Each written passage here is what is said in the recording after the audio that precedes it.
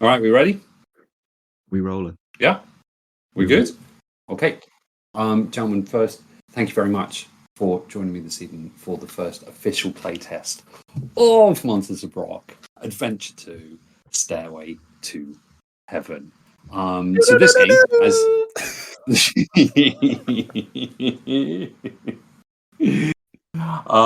so this game is essentially it's not unlike, I don't know if you guys have played like Bloodborne or Demon Souls or anything like that, but it's kind of the same principle, which is it's very, very difficult. You die a lot, but you do level up and level up and level up.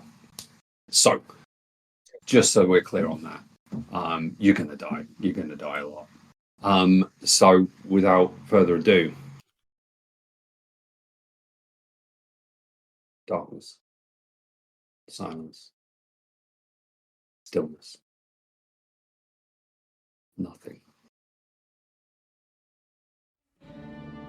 Gradually, your eyes open and you see your hand, and over it, kind of like in little rivulets of mist. It takes you a moment to adjust. You kind of lift your hand and look at it, and you make fists. And your eyes kind of take in your surroundings, and you seem to be lying on cloud. And you close your eyes against it because above you is just pure blue expanse, bright, comforting, warm.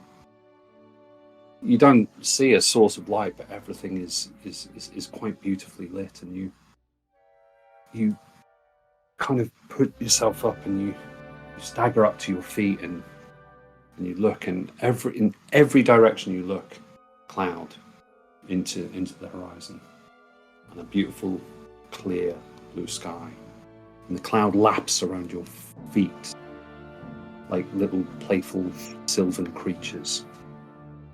And you kick it away. You spit on the ground. And this kind of sense, this gentle beckoning for you to rest, to forget, to submit. It is tempting, but you have one feeling of vengeance. Gentlemen, it's time to desecrate. And Colin, can you describe your character? And I think your character holds on to one single memory. So describe your character if you can, and that one memory. And it can just be an impression or a sense even, but you're here and you're angry. Please. Faustian Pact sits up, bolt upright. He's decked out in classic, not cliche, kind of evil warlock gear. The flowing purple and red cloaks, the kind of lush beard with a fine line of grey running through it, and through hair that's kind of greying at the temples as well. He's a bit too intimidating to be a silver fox, but he's in that ballpark. And he sits bolt upright, and his first words when he sits up are, "It worked." And he sits up and turns across to his companion, and I kind of feel like they're almost sat in a hospital bed, like almost that kind of vibe. So he kind of turns around, he sits up on the kind of bed, and he looks at his friend who's waking, and he kind of looks at his hand, which is growing sensation, and he says, "When I was a boy, my grandfather told me legends, myths of the Roman Empire. Most fantastic empire ever created by men. It spanned the coasts and conquered the world. But it grew venal and arrogant and corrupt, and it collapsed, destroyed by barbarians. The reason for this collapse was because they invested all their power in one person, an emperor. When Rome was at its peak, in its Cilician days, it had 2 consuls. 2. One was a check and balance for the other, so neither grew too powerful. And he looks across at his companion and he goes, "Let's make heaven a republic." Oh my sweet God. Right, we've started off. And the companion, Chris, description and warm memory, please. He is dressed in a fairly nondescript black robe. Maybe something like a hospital gown, to be honest. His skin is deathly pale, his hair white. And he sits up and he looks at his hand and how new it feels. And this is an elf that has lived an excruciatingly long life.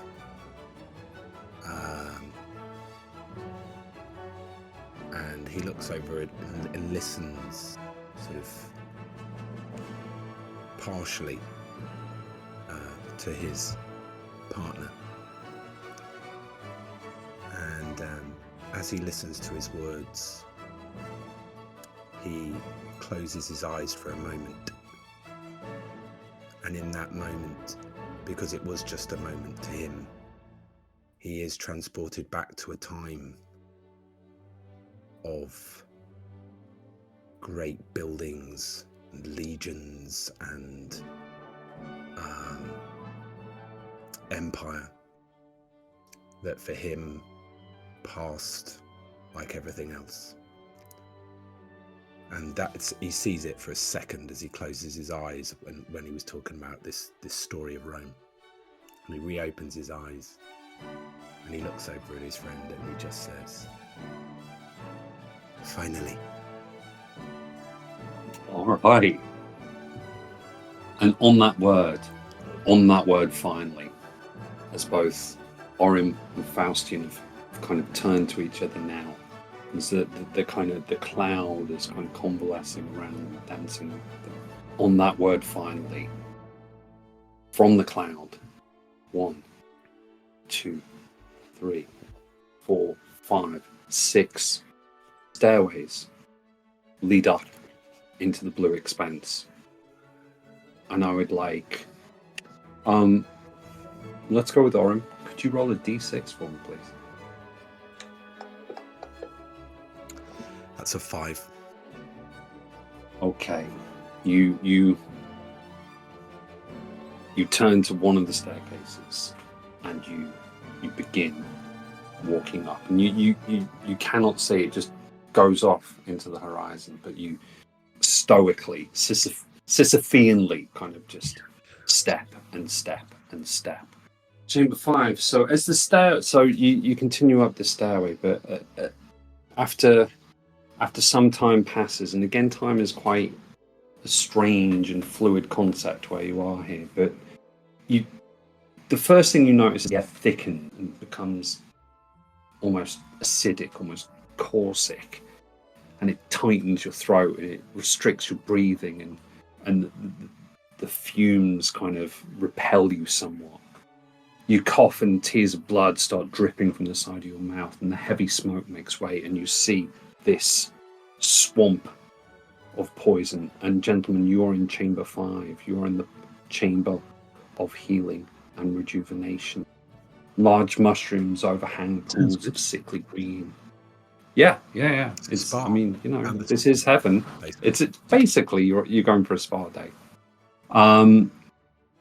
There's a thick kind of mucousy soup of diseased vapor, surrounding everything that you see. The ground oozes under your step. The muck stains your boots, and your boots again begin slightly to corrode as you walk in to this chamber.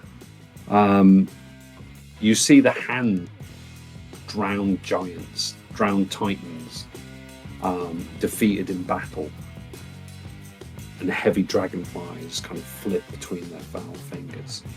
At the far end of this chamber of sickness is an alchemical station of a mad god. And this mad god himself, he is right there. Gentlemen, I'd like you to roll for initiative. Ooh, okay. This god appears. See who gets to. Oh, that's not bad. It's a 19. Got no modifier though. No, you have. You just can't see it. You do. It's just not showing it. I don't know why. I think it's my setup, but it adds the modifiers. But you've got a 19. So I'm going to say Leper Messiah is there with his back turned to you, and he kind of turns towards you. And he is this. He's big. He's not Titanic, but he is this kind of quite tightly muscled. His spine, it looks like he's got two spines leading up either side of him, and he's got something almost flea-like about his face and his ears. And he puts down the tincture that he's making, and he turns to look at you, and he's kind of is almost like a viper's tongue flicks out. He goes, Be your first, Bastion. What do you do? I would like to cast 23 initiative. Hexblade's Curse Sure. on him. And then I'm gonna throw an Eldritch Blast at him. Okay. So that's a 1. That So is one. the Eldritch Blast that we all know and love, right there. There it is. There is Eldritch. There it is right there. Catastrophe. There it is right there. Welcome to heaven. And I use my bonus action to cast Hexblade's Curse, so I'm kind of good. Oh, there he is on the map. Right, okay, I'm gonna take up a station over here, I suppose. There. Okay, so the first thing the Leper Messiah is going to do is actually take, before he has his go, he's going to use a legendary action to charm person, which he can do as a reaction to any attack, whether it hits or fails, and he's going to attempt to charm you. What race are you, Cole? Half elf. Is there a thing going on there? Do you have Do I need to know? elves have resistance to being charmed or something, right? Somewhere in there. Right, it starts. Begins, mate. Like, Instead, I'm gonna start. You know what? I'm just gonna start with. I'm gonna take 5, 10, 15 feet of movement, and then I'm going to take a longbow shot at you. Sorry, that's the damage. I'll take it back. Well, I'm gonna hit you. So presumptuous. sorry, presumptuous. And he just missed. Oh, in your face. Classic gods. Classic Hubris. Hubris. arrogance of the dog. God, absolutely fine. Right, I'll take that wound back. Take that wound away. Take that wound away, boy. Kind of want to kill you first round straight off. So instead, like, again, the arrogance of the god. He pulls out his arrow, and it misses, and I think it almost hits one of the Titan's fingers, and you see the fingers kind of slowly kind of react to it. And the Leper Messiah is a little perturbed by this, and so instead he casts Wave of Poison, and the Leper Messiah kind of calls up these fetid pools all around him, and he creates this huge wave that is 30 feet long and 10 feet high, and there is a wave, a poisonous wave there. Do I get to make a roll? Yes, you do, Push? sir. Or is this? No, yes, you. What am I saving? What are you saving? What are you saving? It is 17, a dex save. So 13. So you fail. 36 points of poison damage, and you're pushed back. And if I'm correct, you would go into that pool behind you because of the angle of it. Chris, make your save. Okay, so you also take. You're going to add all that up? 36. Yes, 36. It said. Is this 41? I know I rolled twice, but it would have been one roll, so that's my fault. That's my fault. So seeing that, he's going to actually he gets 3 attacks, so he's going to shoot another longbow. And to see if this hits. Oh, that was so close to a 20. Okay. On initiative count 20, I get to make a lair action. So the hand that you see next to you that had been hit by this arrow is kind of awakened, and I'm going to say that it lurches out of the pool and grabs at you, Orim. And it's a DC. It's a Dex 14 saving throw. So could you make that for me? Oh, it's a natural 1. So it's 2d12 damage to you. You're not enjoying it. Much you're enjoying it. I'm not You enjoying will. Oh, you're not enjoying my enjoyment. I'm enjoying it. I'm not. That's how much you're enjoying it. I haven't had a go. No. There's a level of smugness here that's not tolerable. So, Chris, you take 13. I think I'll just have to. That is a 49. May still be Still up. up. Which is annoying. But you are. I'm afraid. You are restrained and grappled. And I think I can drop those effects on you. It's your go. That's really shit though, isn't it? 'Cause I can't move. I really shit mean use it. As a Shadar Kai elf, I have the blessing of the Raven Queen. And as the hand closes around me, I disappear. And the hand opens, and there's no elf there. I think the hand kind of grabs nothing and slowly rotates, and the middle finger extends right at the smart arse elf. And he ports. There is no elf. There is no elf on the shelf. He appears. You sneaky cunt. Come on then. I've not dated that Sneaky out. Cunt is a surname, is a nickname reserved only for my elven friends. I would say he appears there, and he is going to take the attack action. Lovely.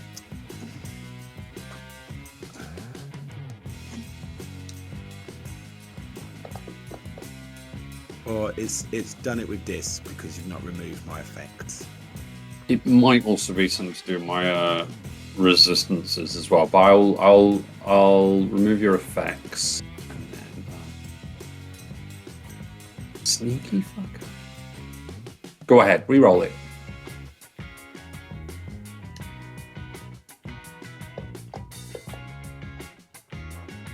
Hit. +8. +8. +8. Just. Go Yeah. hit. You just hit. 18. So I then roll some damage. There we go. Okay, and because it's the first round of combat,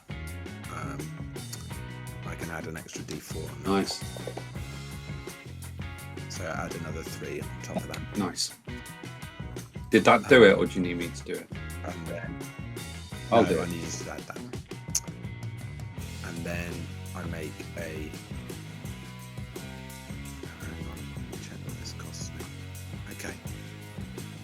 I'd like to spend a key point to attempt stunning strike. Ooh. Ooh. It's high stakes. It rarely works, but I need you to, because they tend to have pretty good con. But I need you to make a con save, and I think you need to beat. I think you need to beat 14, but it's worth it for a punch. That's nearly a 2. that is a natural 20. You're to be fair, you're trying to stun a god, and he kind of looks at you, the disease that he thinks that you are. It's absolutely worth it. Then I make my second attack. That'll probably be a miss. That's a miss. Which is a miss. How are you attacking, by the way? How are you attacking? Is this sword? I have a sword. Yeah. So he just brings out a sword and makes 2 swipes at him. And then I think I'm just trying to see whether can I flurry and blows even if I don't. No, I think you've got it. Flurry blows is if you hit. That one I do know. But I can make an unarmed strike whenever I take the attack action. So as a monk, you can make like a punch at any point. And I think flurry of blows is just that you can make 2. I think flurry blows is a bonus action if you hit. Yeah, it says immediately after you take the attack action, you can spend 1 key point to make 2 strikes, because you can make 1 any time. Because it's a different attack, right? I've swiped at you with my sword in one hand, and now I'm punch the god. Punch god in face. So I'm going to spend. I should have set up unarmed strike, shouldn't I? Really? But I'm going to just roll it anyway, Just roll and it. I can sort the damage bit. That's fine. That's fine. I'll roll it on my longsword because it's it's going to hit. I've just punched it. No, 19, which maybe later will be a crit, but no. 27 with a punch. Nice. I mean, I think he's been waiting for this moment. So it's D6 plus 5. So if I roll a D6 plus 5, I'll set this up in a second. 11 points of damage with my fist, and then I make another one.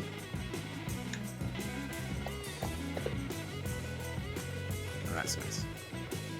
But he got a hit in there. I think you swing your sword once, you swing it twice, miss it, and that again the sneer of arrogance on this rotting god is a thing that provokes you to just whoop-ah, and like you punch him square in the face. And although in the grand scheme of things, doesn't really hurt him that much. It's like that bit in the 300 where they just scrape. Is it Xerxes or something? And just they cause him to bleed, and it's like that. I think there's a little trickle of, and again, this the blood of a god, the blood of this god is this thick ooze, and he kind of looks at it in one finger, and he looks at you in the way that you would look at like a meat. And he is just as a legendary action, he is going to. Which one does he want to do? These are so much fun. He is going to purify you. So he grabs you by the hair, and he is going to attempt to essentially baptize you in this pool of filth. What's the? Sorry, Colin, I missed that. It is about time. It's about time, to be fair. Yeah, because you are within 5 foot done it. of the side and pool of filth. These are my own rules. A dex saving throw, but I haven't put the DC. I'm going to say 16. So maybe a dex saving throw to see if you can geek your face along the walk without going in. Oh! Yep. That would be a 24.